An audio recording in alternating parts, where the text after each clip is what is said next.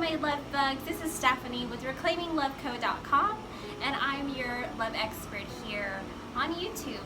So I really wanted to just jump in and let's get started on communication. So this morning I was talking to my mother, and I love bringing you personal experiences because I think they're such relatable experiences on a daily basis.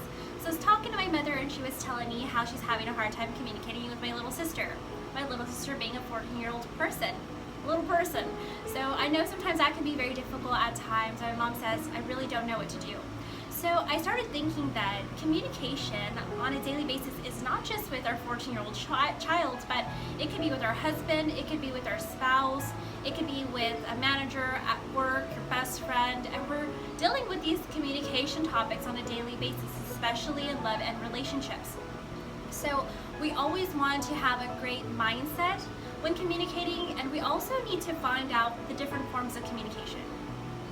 Typical forms of communication are very simple. We think there's only one way to do it. We think talking is the answer, and talking, although it is the main source of communication, it's kind of like our love language. There's more than one love language. There's also more than one way to communicate. So let's get started on some different ways communication that actually takes place.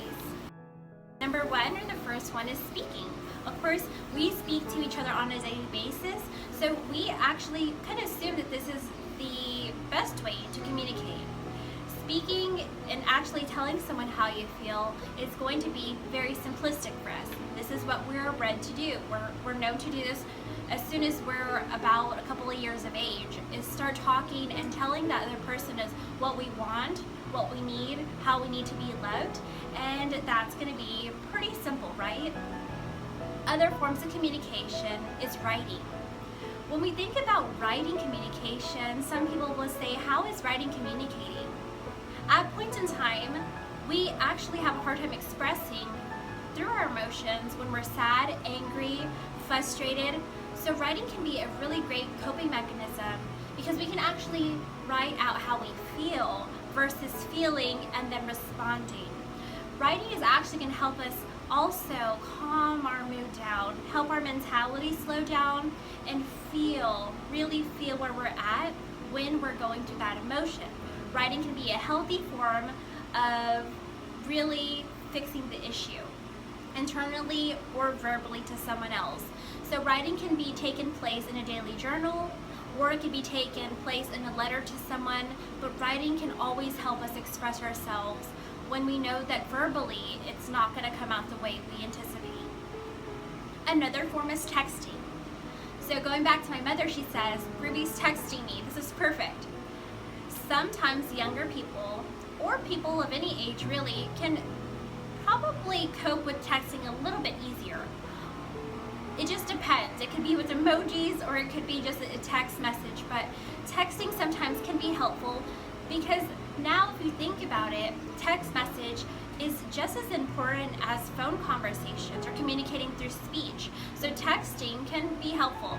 Although be very careful when texting because it can come off in a different tone than anticipated, or it could actually, I guess, bring us to some misunderstandings. So make sure if we're texting, we're doing it in a very clear sense. Emojis help clarify our mood or expression, whether it's the happy emoji, the crying emoji, the excited emoji, so sometimes that helps out. Memes can be helpful, but just be careful with the texting. Some people need to do thinking before discussing. That's okay. Sometimes news is given to us at unexpected times, or we just don't know how to feel about it.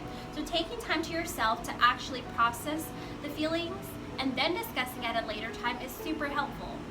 At times, it could be angry news, sad news, or very joyous news, but taking some time to process is going to be a good route if you feel like this is a little bit overwhelming. Whatever the news could be, taking a walk or taking the day, taking a couple of hours to actually come back and express how you feel is going to be helpful at times in order to make sure that we're expressing ourselves in a healthy way.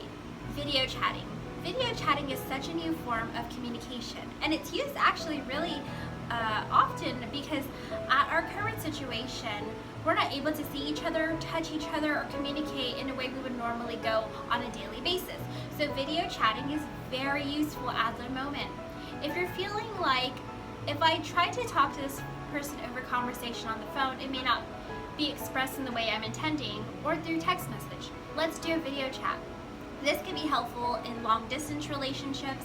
This can be helpful especially if you're not going to see the person for a few days. Video chatting can really kill the dead air, the anticipation, and it could really also help diffuse,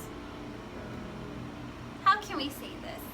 It can really help diffuse negative thoughts or intentions and really just help clear the air. When communicating, we always want to make sure we have a nice, clear mindset. Mindset is going to be the key to every single communication, whether that's talking to the waitress or discussing something with your husband. We always want to make sure to have a clear mindset when trying to actually reach for a goal.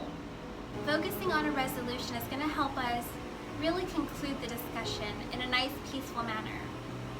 If you don't know what the resolution is, it's okay. Take some time to think about where you want to go with the discussion or the topic of discussion. And it's okay not to have a resolution right off the front end. That's okay, because sometimes we need two minds to think about where we're going in order to fix the issue. So if you feel this, say, it's okay not to have a resolution right now. Let's both think about this. And how can we fix this together? Resolution is key, but we also want to be okay if the resolution doesn't happen right away.